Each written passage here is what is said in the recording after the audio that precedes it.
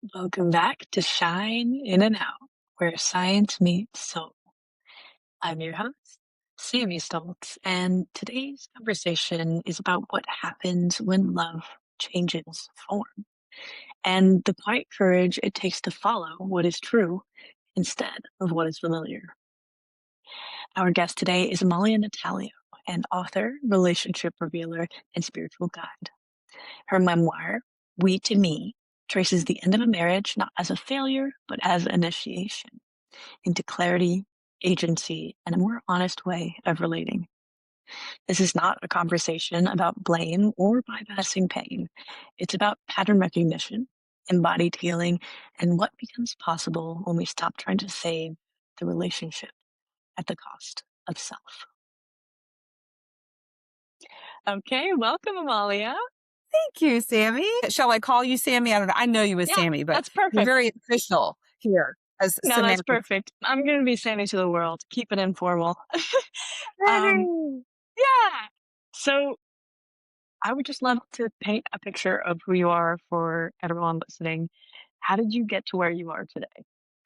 So I am a mom of four.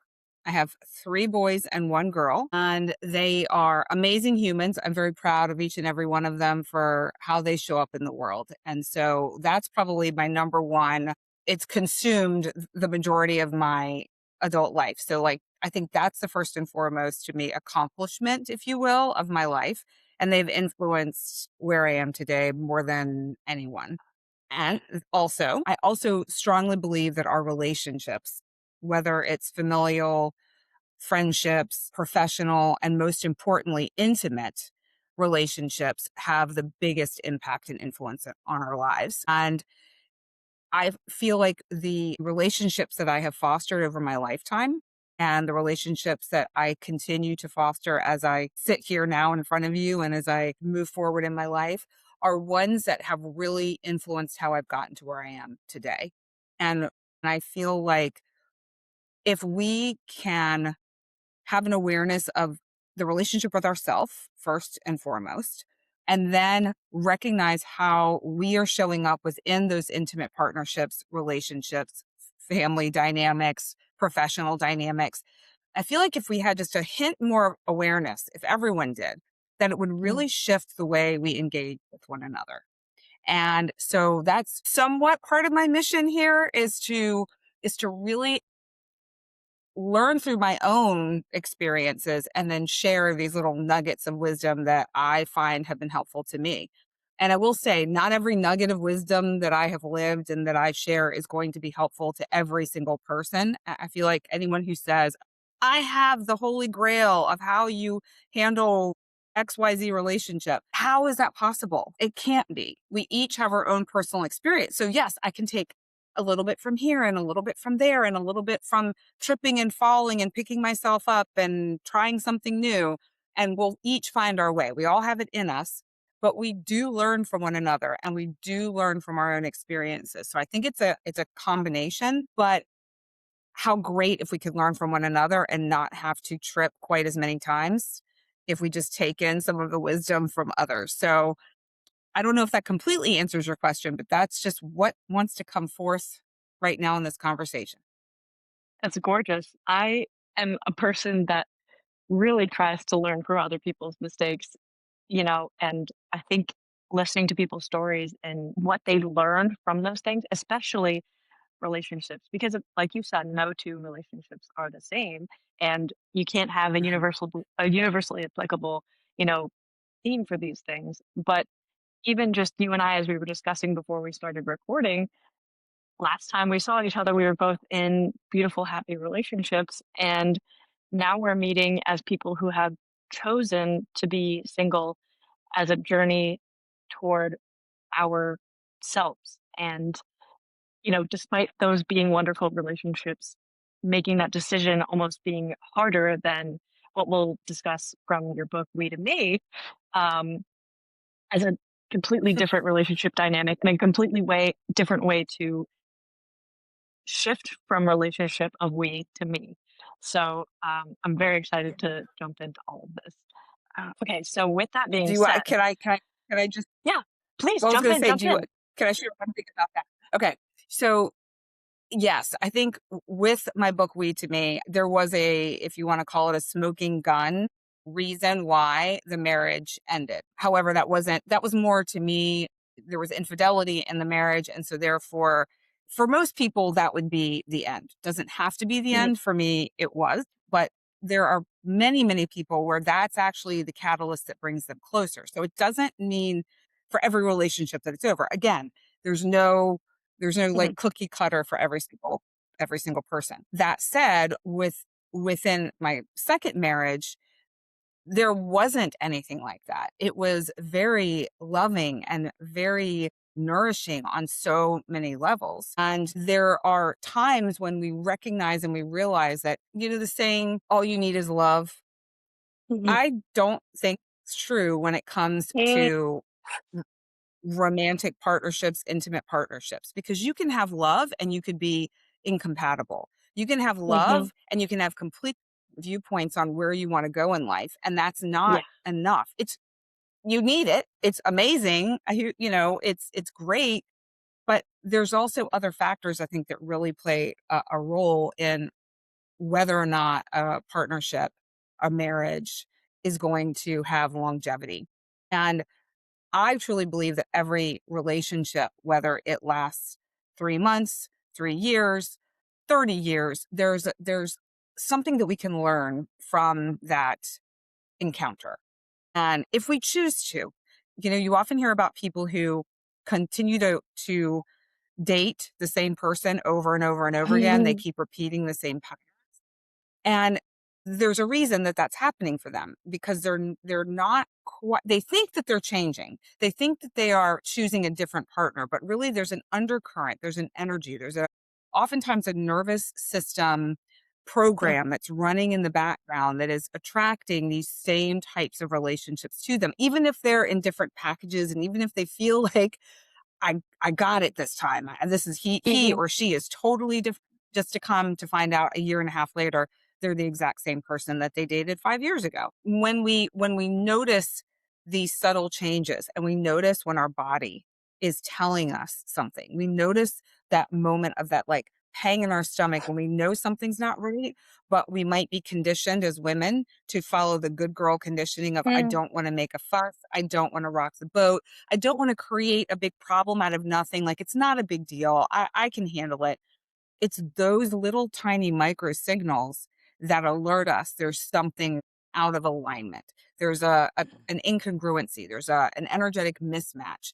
And when we continuously override that or ignore that is when we find ourselves in what some people would call a toxic relationship or a dysfunctional relationship, an unhealthy mm, relationship.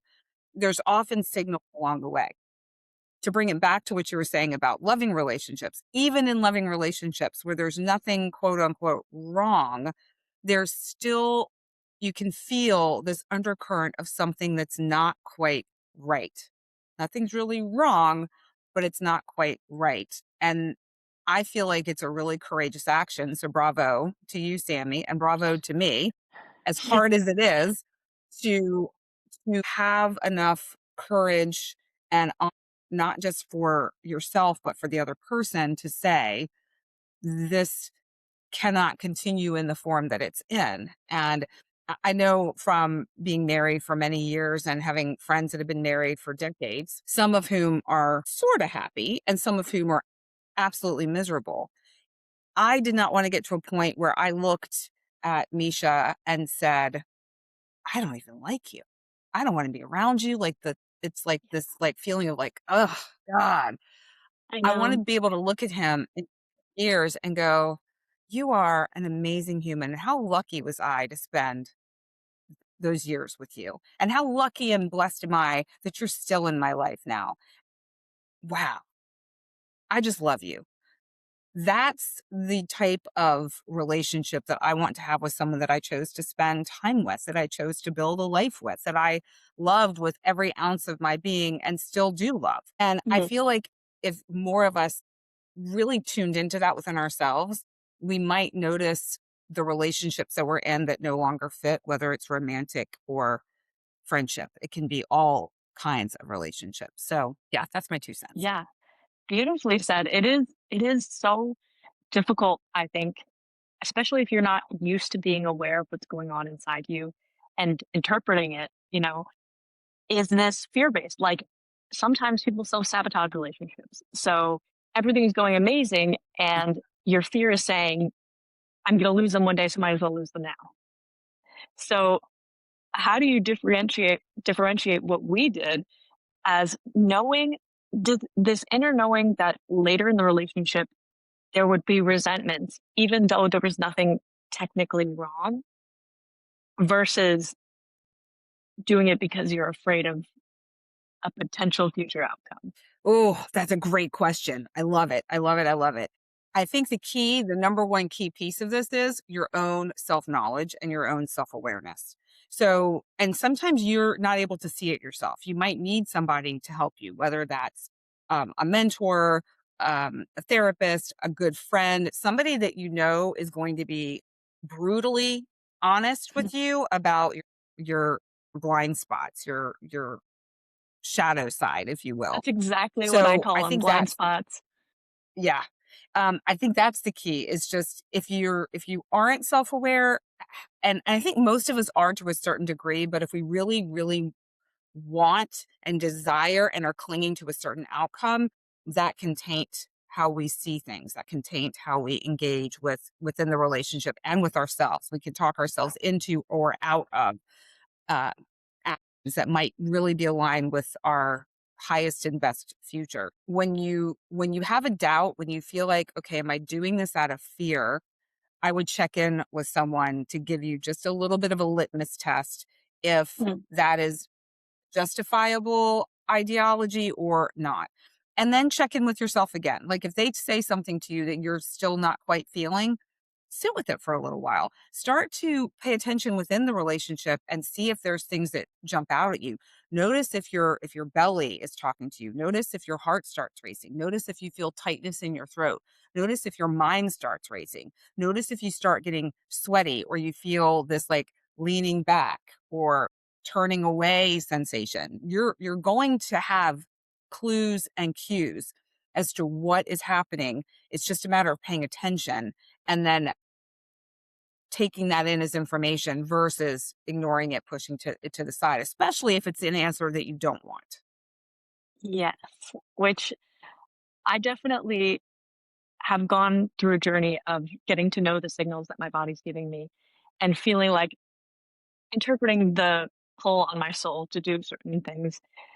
And one thing that comes up for me is the mental aspect of all of this, like the idea of a person versus what's actually in front of you, or the potential that you see for the relationship versus what you're actually in. And a lot of what I did in my previous relationship was I could be okay with anything in the moment. Like, I know your intentions were good, so even if you messed up, like, it doesn't really bother me, you know? But Uh-huh. what I kept asking myself was, can I deal with this forever? And that's what made every issue so much bigger. And I'm still trying to figure out if that's a good way to handle things or if it's going to be destructive in any relationship because forever as a concept is huge. Yeah, yeah. I mean, I think that puts a lot of pressure on you and the other person when you put it into a forever category. I love the fact that your approach generally is like in the moment, am I okay with this? Do I feel comfortable with this? I guess the only reframe I would have on that is this a consistent situation that you're constantly having to be okay with? Or Mm, is it unique in this situation? Is it one and mm, done? Is it periodic? Or is it every week you're having to be okay with something? Every 6 weeks, you're having to be okay with something? That to me is the bigger question because I think we all have a pretty reasonable threshold of adaptability. We can stretch ourselves. We can be okay with things that we normally wouldn't be okay with because we love the person or we care deeply about the person. And we're happy to do that for them in that one instance. But when it becomes something that's habitual or consistent and you're having to dim yourself or be okay with something you're not okay with, then I think Mm. we're getting into territory that's a clear signal that there's some misalignment. Yeah, that is like you were mentioning briefly earlier, the good girl. That almost like societal training that we've all been introduced to that, you know, just step back, be nice about it. And it's same with all of this. Like it's just because it's familiar doesn't mean it's right. And being able to build that distinction for yourself is a journey. Mhm. I think it's easier to avoid all of those emotions and to just, keep living. And for a period, I did that. And it took like a split moment of interacting with these people that I felt that flow with intellectually. And we were just all so excited about learning and growing and knowledge in general. And it made me beam. And I remember driving in the car on the way back and I started bursting into tears because I realized that that was what was missing in my relationship and that that was something that I need forever. Like to be, and I didn't realize I was kind of depressed and kind of dimming my light and kind of, you know, holding those thoughts back because I didn't think that they would be received in the way that I would line up, or be able to continue the conversation with. So sometimes it's a snap moment too. So for you, was it Definitely. was it a building type thing? Uh, I'm feeling into how much I wanna share in this moment. It was little hints over time that I tucked away. I was aware of, but I tucked away because they were small things in the grand scheme of the relationship, of the Mhm. marriage. And the chemistry and the connection and the goodness of it was so bright and so profound that I felt like, I have a pretty reasonable capacity. At least I thought I did at the time. But what I didn't know is my nervous system had a very limited Oh, capacity. So even though I knew some of these things and I tucked them away, the thought of taking an action to end the relationship or shift it in any way was the most terrifying thought to my nervous system. So my nervous no. system would say, we can do anything as long as we stay in this, because if we're in this, then we're okay. And this is a Mm, whole other gigantic topic that we could probably talk for hours about, and yeah. how we relate to each other, how we're magnetized to each other, how people are drawn together, and how people stay together solely because of nervous system co-regulation when Mm, really not an ideal or healthy dynamic for them in the long run. So that definitely played a role. And then I know enough to be dangerous when it comes to the story arc of the two of us. And mm, so I was pulling from all sorts of soul history, which also made this a little bit more challenging mm, to unwind because I wasn't just looking at this lifetime. And I don't know if your listeners, this is an ideology or something that they're familiar with or believe in. uh, but when you have memories, very clear, vivid memories of other lifetimes together, and you're attempting to live a life in this lifetime with someone with the memories of the others overlaid on top of it, it can get a little bit confusing where you stand and what's happening now versus what is carryover from other lifetimes. And then how does that translate into now? And then what do you do? And how do I ignore this thing over here when I'm over here in this? It got to be a lot for me to have to sort, not just in my head, but in my body, in my emotional and energetic field. And then mhm, in proximity to him, your nervous system is also lighting up. And then what is that information telling you? I don't think I'm unique in that either, where people may or may not realize we're picking up on energies from other lifetimes with people because we often are drawn to people that we have a history with. And you're here to complete something, or you're here to play again together in this life, and you're drawn together for a certain reason or purpose. And so there's all of these elements that we can take into consideration. And I feel like that's what this the book I'm working on now will really help people do, is to decipher some of these clues and Mm. to be able to understand what their body is telling them if they have these little glimpses or glimmers of memories that may not be completely clear, but are giving them information that they could utilize now. And what do you do with that? And how do you move forward knowing that? So, work in progress, but I'm hopeful that it'll be something that'll be really, really supportive and impactful for people who might find themselves in a situation like us, Sammy, who don't know what to do.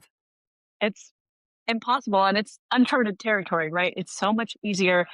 Not that it's great to have any form of infidelity or a big falling out, but that makes the decision distinct and there's a moment and you're done. But when there's still so much love there and like so much love, I do find myself going back and forth. Like I haven't changed my mind because I know I'm doing the right thing, but it would be so easy to go back and just be in that safe, warm, known environment.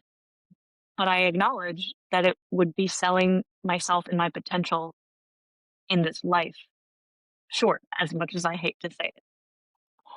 So, yeah, I really appreciate that. And one, like you said, the nervous system co-regulation, like, how do you feel about this being in contact, being friends after a relationship with such beautiful chemistry like that? I'm not sure that I want to fully answer that because I don't know that I could answer the question right in this moment in a way that I would want to stand behind if you asked me again a year from now or 2 So years from fair. now, because I'm so living in it. Do I So think it's fair. possible? Yes. Do I think it's easy? Definitely not. Do I think it's the best path for most people? No. And I'm not sure I can tell you where I fall right this minute, but where I'm going to Mhm. fall as time goes on, I'm not sure. And I think it also depends on the other person and clear conversations around what it is you both wish to create together now that you're no longer romantically linked. So Mm, if you're both on the same page, I think that's helpful. But when it comes to your nervous system and the way that you engage with each other, just because you've now mentally put each other in a certain category does not change the chemistry between you and does not change the way your energy plays and mm. dances with each other. So that can be tricky even if you're saying you're friends. So I'm going to let time tell on that one, Yeah, and we me can too. we can follow up, and yeah, we'll see. We'll see. Yeah, totally fair.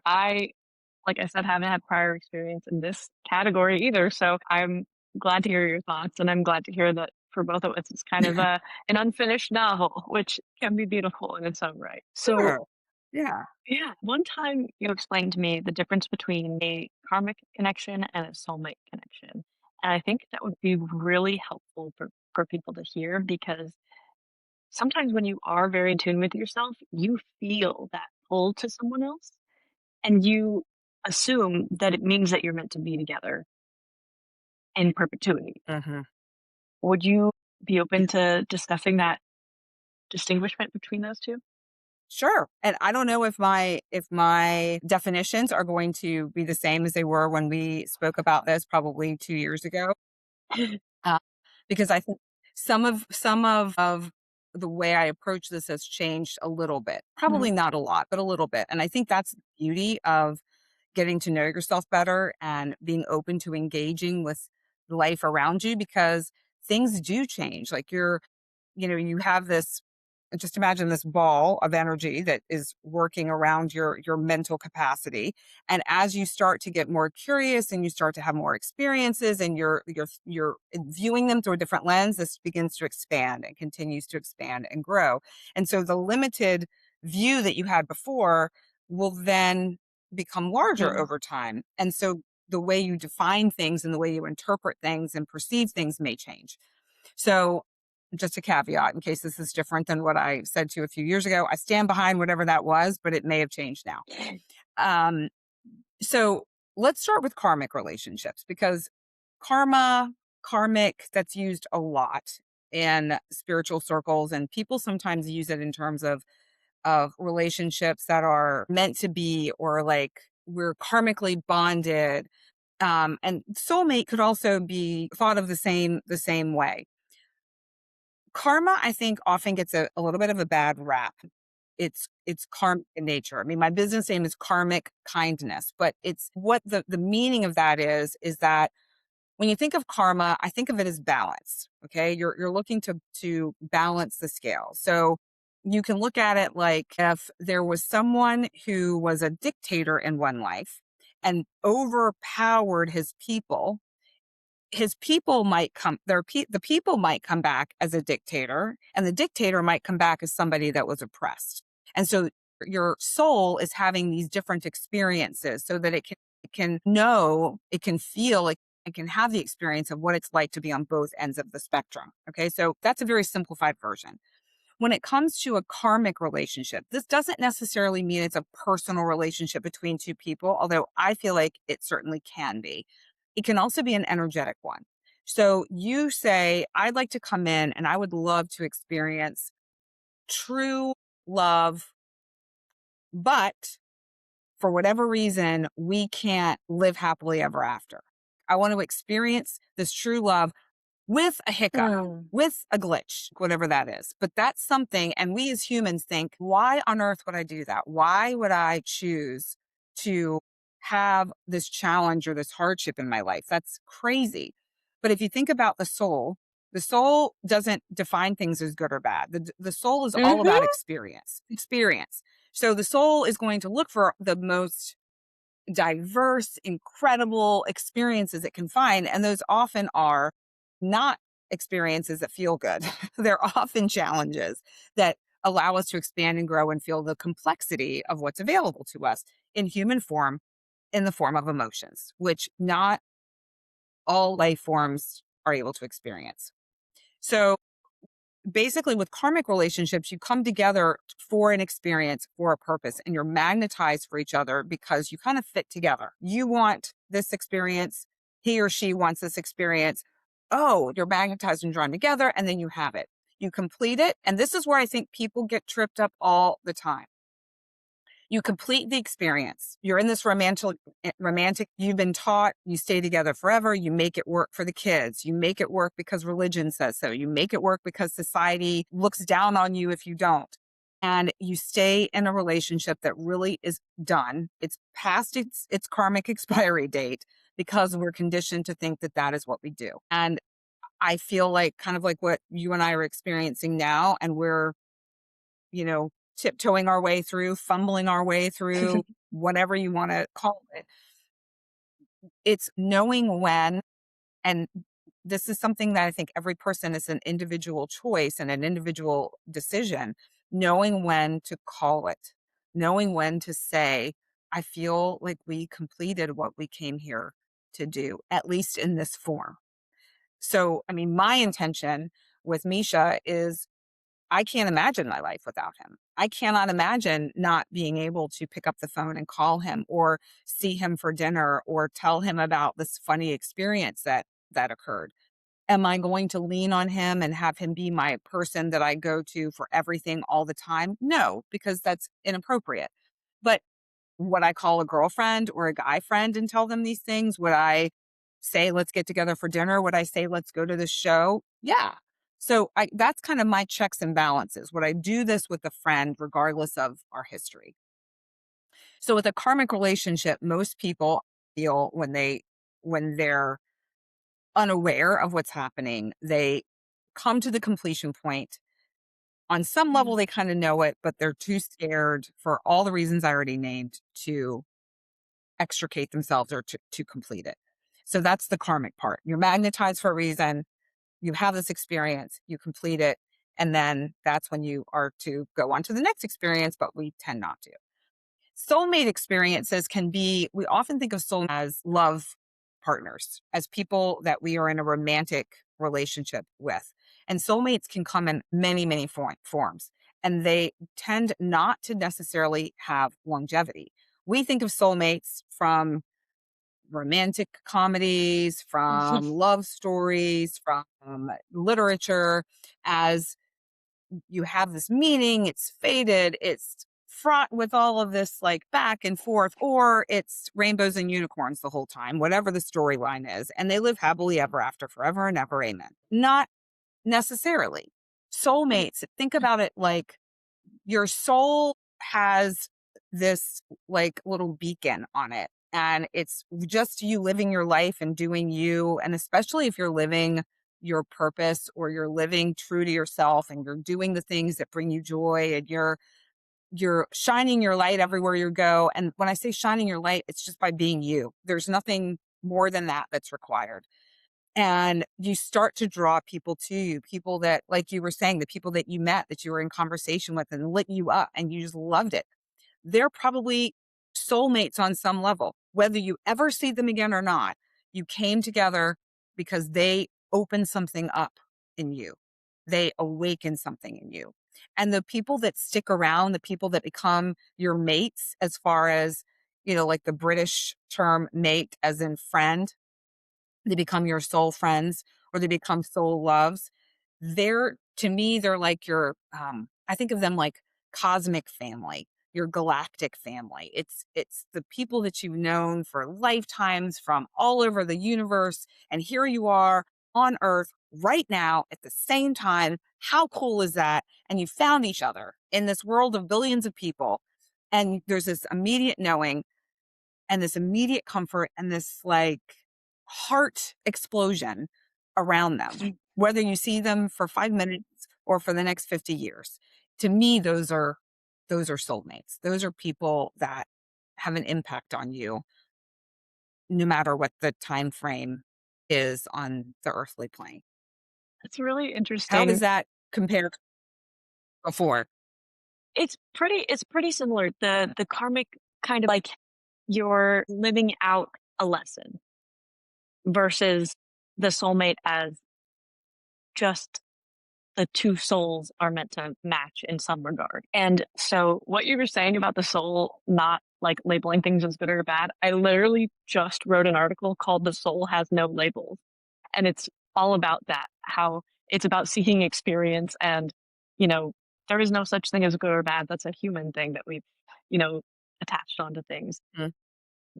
And so what I was thinking about is I did hear a podcast talking about how serial monogamy is kind of like the future. Like maybe you're meeting your more soulmates and you're finding out your time is due, and it's different than maybe what the church said or whatever history, made it seem like was, the ideal. But we're evolving together. And like you said, every relationship that I've been in, good and bad, if we're labeling in human aspects, I have learned so much, not just in general, but about myself and what I need and what I don't need and what makes things healthy for me because it's very different than anybody else in the same situation. So I feel like a lot of people are stuck in the pain of things.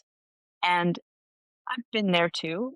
But nowadays, I'm someone that gets so excited to glean lessons from everything and seeing those things as challenges and like, what was that for? Like, what am I supposed to get out of that? Like, what did I learn here?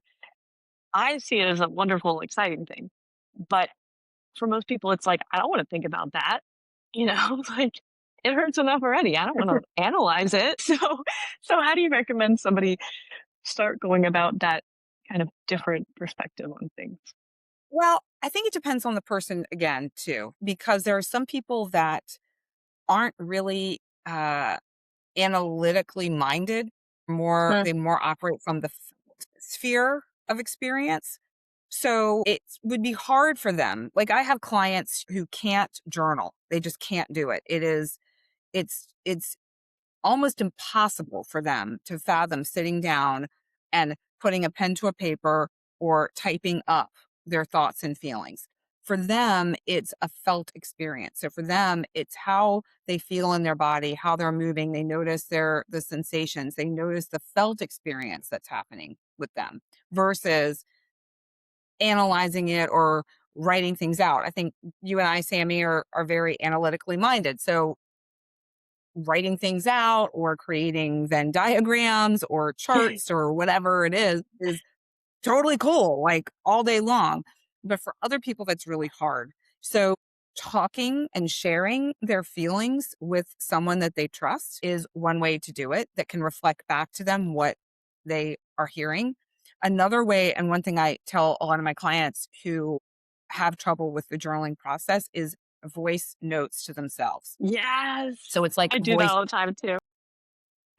I do yes, same, because that's also really valuable to hear yourself sharing something that is otherwise you hear in your own head or you feel within your body. You can even articulate different sensations that you're feeling and start to pay attention if they continue to repeat. What's happening when they repeat? Who are you with? What are you doing?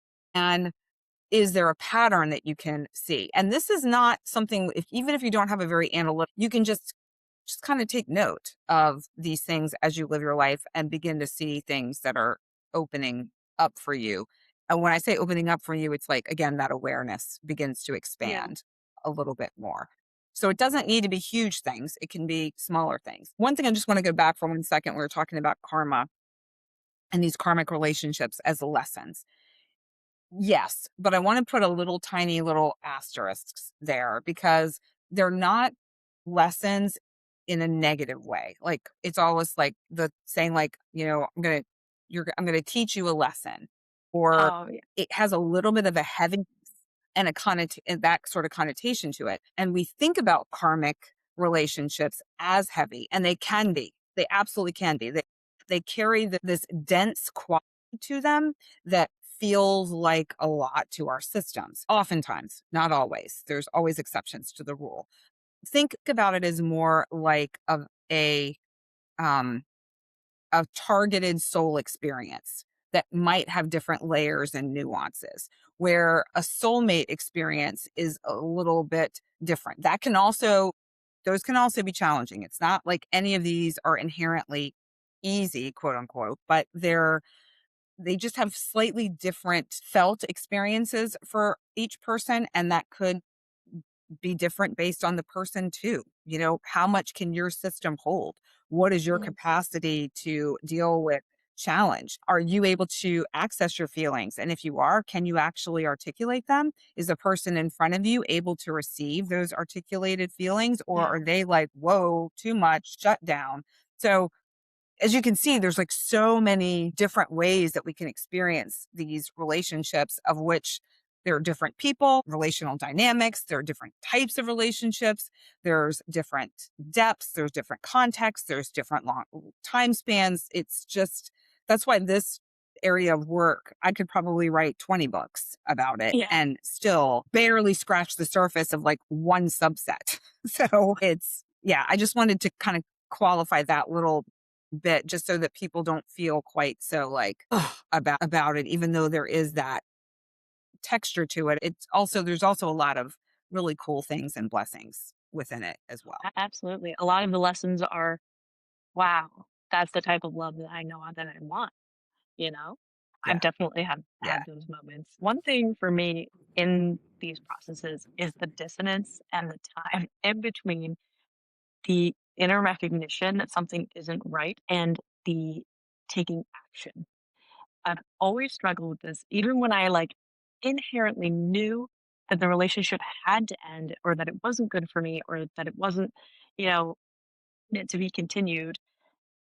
That space between the realization and the discussion or the action is so excruciating for me.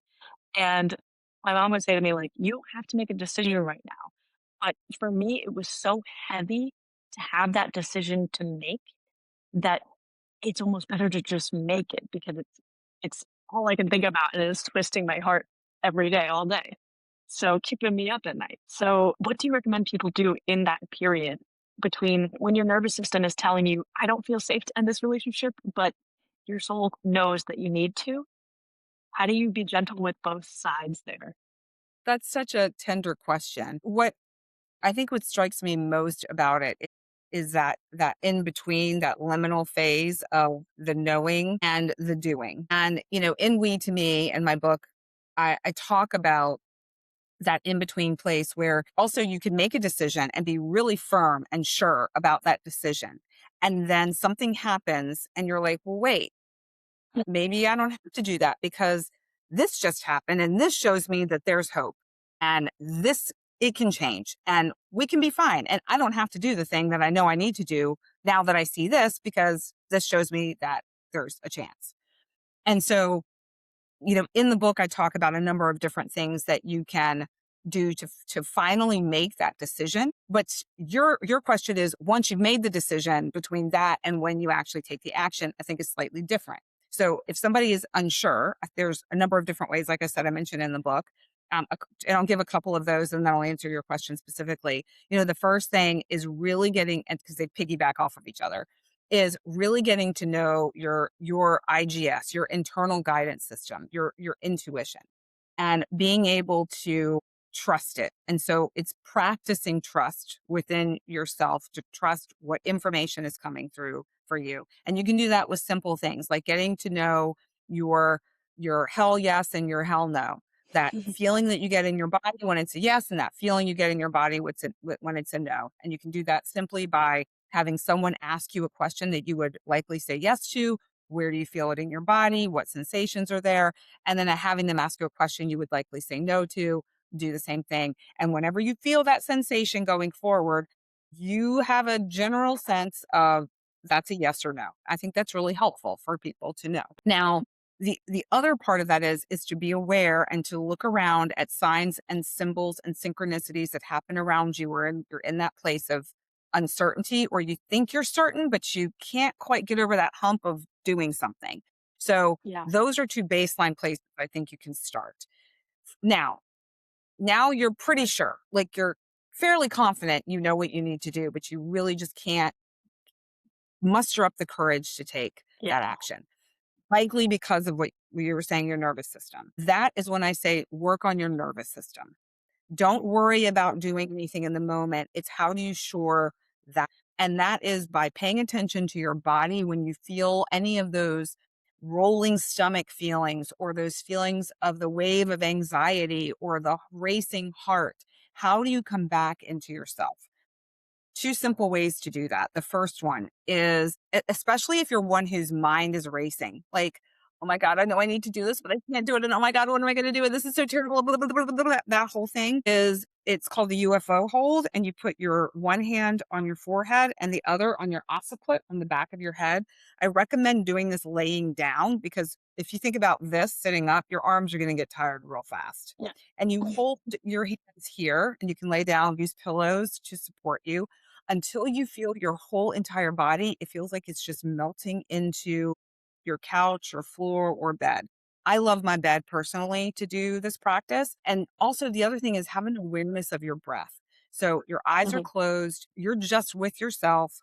This is telling your body and your mind you're safe, you're held, it's okay. And that in and of itself allows you to kind of slow things down, quiet the mind, and bring you back into a place of center. So after you do that, I like to put my hands over my heart and just allow the warmth of my hands to really permeate my heart center and to feel my heartbeat beneath my hands. It's alerting me that I'm safe. It's alerting me that I am with me, that I have me. And that in and of itself, over time, gives you this sense of safety. That sense of safety then allows you to make some of the Mhm. difficult, take the difficult actions that you need to take. So that's one practice over time that will cumulatively support you. The other simple practice, and as you know, these are going to all, at least these two, are physically based because you are looking to bring yourself into a place of safety. And that's oftentimes the reason why we're not able to take the action because we're scared of ending something that's bringing us comfort and security. We're scared of being alone. We're scared of hurting that other person's feelings. And so, first, it's like shoring up our sense of self, shoring up our sense of safety before. The other thing is taking one hand, putting it under your armpit, And then taking the other hand and bringing it over to your shoulder and closing your eyes and just kind of holding yourself here. You're showing yourself that you can hold yourself. It's giving you a boundary where somebody else isn't coming into your energy and infiltrating your energy, where then you're merged with somebody else and you have trouble differentiating what's mine, what's theirs, Mm, who am I? Is it I don't know. So this really kind of brings you back into your sense of self. And this can be for a few moments, and you can even do this in front of someone and just see how your energy shifts. Um, you oftentimes see people closing their arms. Sometimes they're cold, sometimes they're closing off their energy, but this is like I'm keeping you out. This is I'm holding myself here. yeah. It's a different quality of that felt somatic sense. Mm, Let me see what else wants to come through as far as that liminal space between the knowing and the doing. The other thing that you can do if you know that you need to have that hard conversation and you're having trouble doing it is several ways you can do it. First of all, writing out kind of the bullet points of what it is that you're thinking and feeling, your reasons why you feel like you need to make this decision, why it's important, and not just about you, but also taking the other person into account and letting them know this is not a decision that you took lightly. It's not a decision that's yeah. all about you. It's a decision that you're making for yourself, but also because you honor and love that person as well.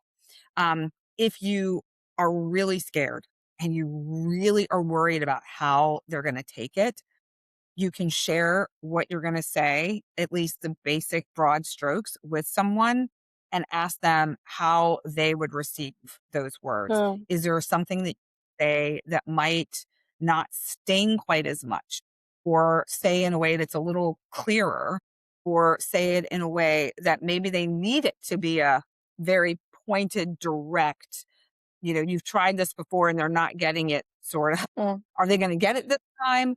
Or can I say it in this way that I'm not gonna backpedal? But I think a having clarity within yourself so that whenever you deliver the message, there's no ambiguity. You're really resigned to what you're saying. And because some people might not take it well, they may wanna debate it. They may have their own feelings and say, well, okay, well, I can change that, or I'll be better, or I'll do this differently, or whatever.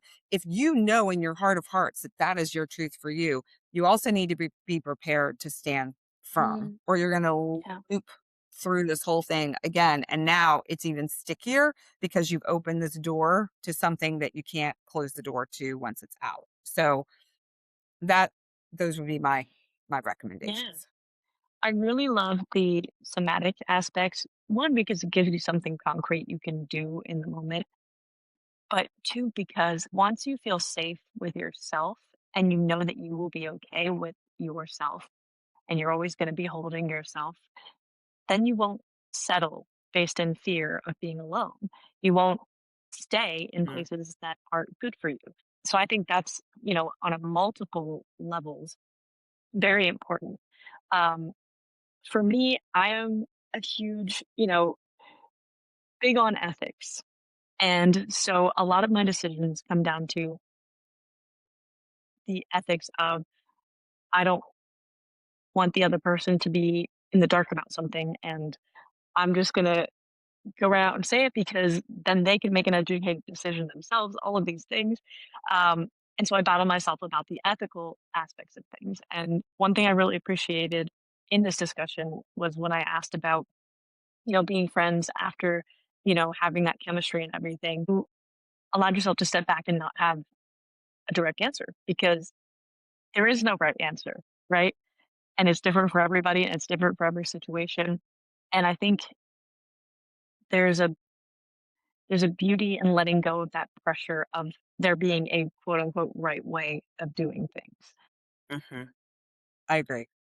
I agree. I think there's so many there's so many pathways, there's so many nuances, there's so many experiences, and what I chose to experience as Amalia may be different than what you have chosen as Sammy, even though we're walking a similar walk right now. you and your former partner are different people than me and Misha. So there's going to be different, just the way I see it, it's like these different facets of the Mhm. experience, even though it's got undercurrent of similarity. Yeah. Same with all of the human experience, right? Like we all experience the same general emotions. It's just the small little aspects of our individual experiences that will never be the same. And that's another beauty of it, right? And it makes it so that there is no right answer. And being okay with that is the next step, right? Um, because I still find myself like my soul once loved to be enough. And I was having a discussion about it yesterday. Like I know love isn't enough, but I still want it to be, and that's okay. You know, I Yeah. still ache for Yeah. that. I still yeah, and that's okay.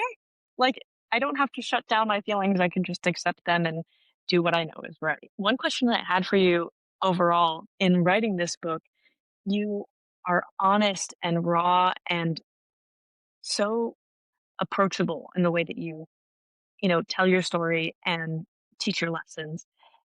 And it's so beautiful.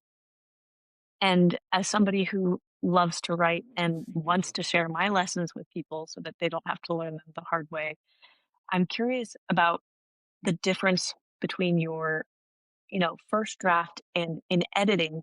It's so easy to say, like, that makes me look weird, or well, I don't know about that, how people will interpret that. So when you get to that editing phase, like you said, it's a very different feeling of being in the now versus looking at it a year from now. How did you draw that boundary where you clarity, but you didn't lose any authenticity? And maybe about the bravery that it took to do that. Well, thank you for your kind words about the book.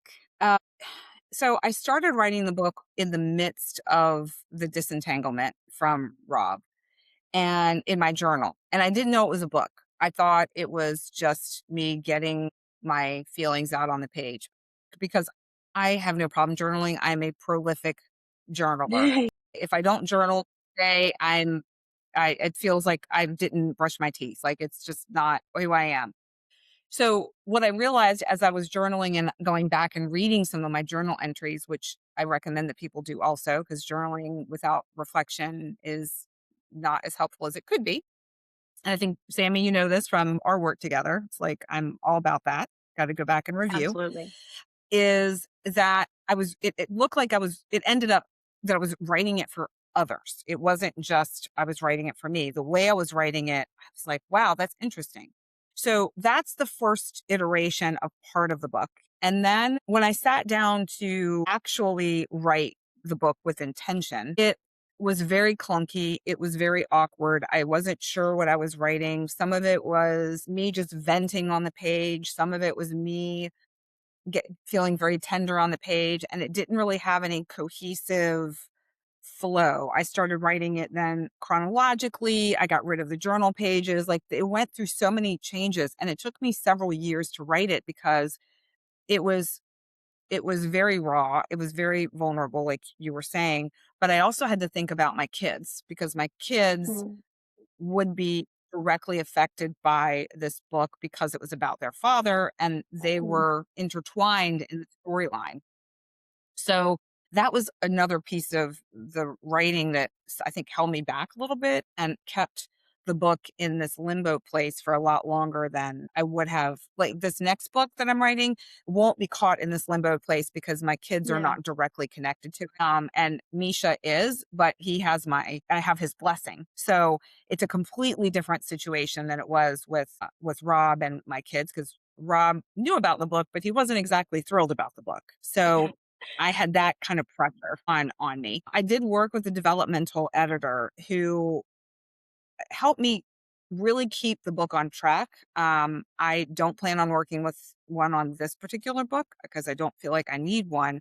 But I think for anyone who's looking to write a memoir style personal development or self help book where they're sharing strategies and tips and they're telling a very personal story, it's helpful to have another set of eyes there and help you put the pieces together, especially since I didn't tell the story in chronological order. So there was a lot of timeline jumping Mhm. and bringing in different things. That could get confusing for the reader if somebody else is doesn't have eyes on it, who don't know me, don't know the story, to help say, okay, I understand this, I don't understand that, expand more here, expand more there. The one thing that my editor did say to me over and over again was that I wasn't angry enough when I wrote the book, because by the time I got to the writing, was really at peace with everything. Yeah. I had spent so much time and energy on processing it that I felt pretty good. And the last thing I wanted to do was go back in time and Yeah. relive it to the point where I was getting back in that feeling. So I don't think I've shared this anywhere before. So your people are going to hear it first, Sammy. I actually asked Rob if he wanted to contribute a chapter for the book, to not really tell his side of the story, but just to tell his experience and to allow Mm. him to share anything that he felt like he wanted to share. And he declined, and in a way that really pushed my buttons. And so I went back and I added a couple little things here and there in the book, because I thought my editor was on my tail about, I need more. You got to meet your reader where they are. Your reader just found out their husband had an affair. They're pissed and they're feeling That's hurt and true. they're feeling all the things. And you're way too kumbaya over here. He's like, that's great. You want them to get there, but they're not there yet. So let's access that anger. And so that allowed me to get there, and I was able to add a few little things to the book that felt like I was in integrity. You talk about ethics, it's the same to me, it's similar. It felt like an integrity. Before adding it didn't feel like I was in integrity, because we were in a pretty good place. And we still Yeah. were, even though he declined, but there were other reasons I'm not going to go into as to why it activated. And so, I think in the end, the book came through in a way that somewhat demonstrated the arc of the roller coaster of the experience that I had, while taking practical or sharing practical strategies and practices that people could use if they found themselves in a similar situation. Or even, I've had people that have read the book that haven't been married or haven't had infidelity in a relationship and found some of the practices useful in getting to know themselves better. Yeah. I've had men who then understood what their wives or partners went through when there was infidelity in their relationship, and some where there wasn't. And now they know, oh man, like this, that's really harmful. There's a lot of collateral damage in this particular path. Okay, not interested in that. So that surprised me a lot. Were the Mm. male readers, number of male readers, and their responses, at least the ones that shared with me, their responses to the book. And they really appreciated the fact that it wasn't a man bashing book. And I think the Mm. women appreciate, at least some, appreciate the fact that they felt like they could be safely held in whatever experience they had and whatever path they took, whether they stayed or they moved on. And that was the other part. The end of the book, the whole last section, is about empowering women to really understand their financial world, their sovereignty, take the steps you need to understand, be financially literate. I partnered up with a gal who, there's some information in the back of the book about her, and we've shared some resources online where we really want women to understand their worth and their value, and understand how money can be really, what is the word I'm looking for? Like, it's not the scary, daunting thing. Mhm. You are valuable, you are worth, you can make a shit ton of money and do some really great things in the world. You don't need a man to tell you how to do it. You don't need a man to guide and direct you. You have that power yourself. Yeah. Take it, do it.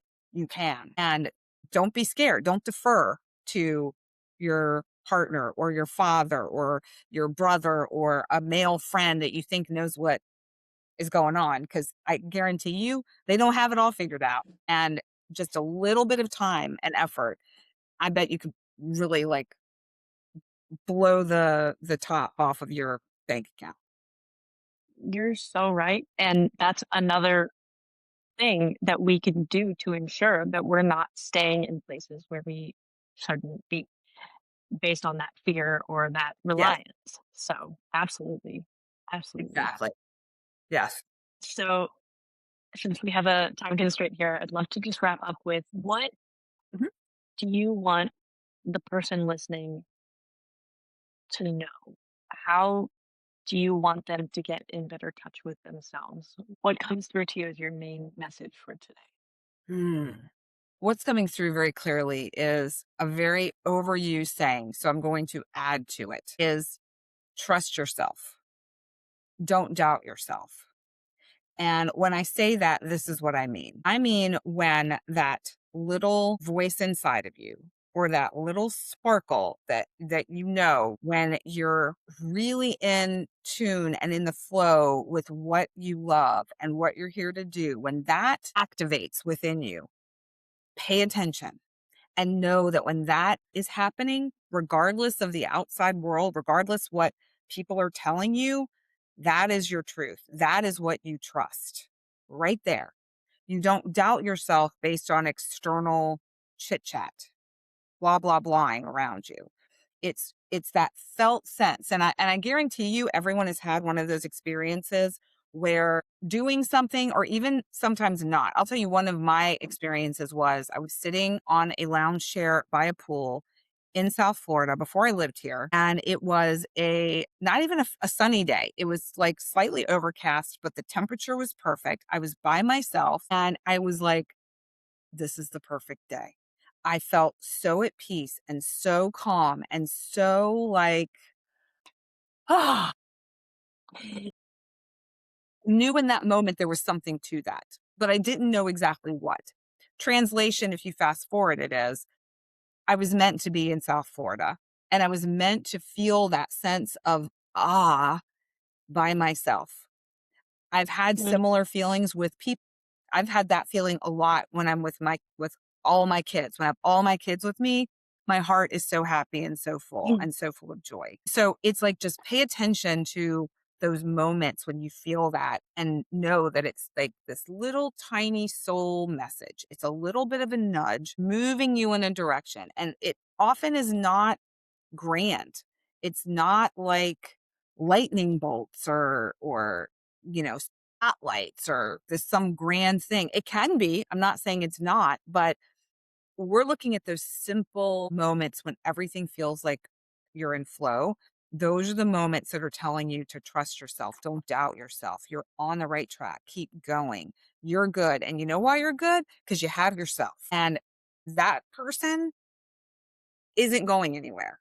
You can tell him or her, just take a back seat like we do sometimes when they're telling us things we don't want to know, but they don't leave the back seat. They stay there. And it's this whole trust yourself, love yourself, believe in yourself, don't doubt yourself. I hope I've given a little bit more context to these overused sayings that allow people to feel what that means, not just like intellectualize it, to actually feel it. I I absolutely agree, and I think I would add to that, hold yourself, because something I've learned Mhm. over the years and over the healing journey is that telling yourself, "I'm here for you, and we'll get through this together," and those type of things, like, means a lot more than you would intellectually think that it would. Mhm. Tell yourself what you need to hear, like, validate yourself. Sometimes I'm like, "Oh, you poor baby." Like, "I hate that you're going through this," you know? Whatever it needs to be. Yeah. Validate yourself. It's and trust that if you're having the emotions, they're meant to be there and they're meant to lead you somewhere.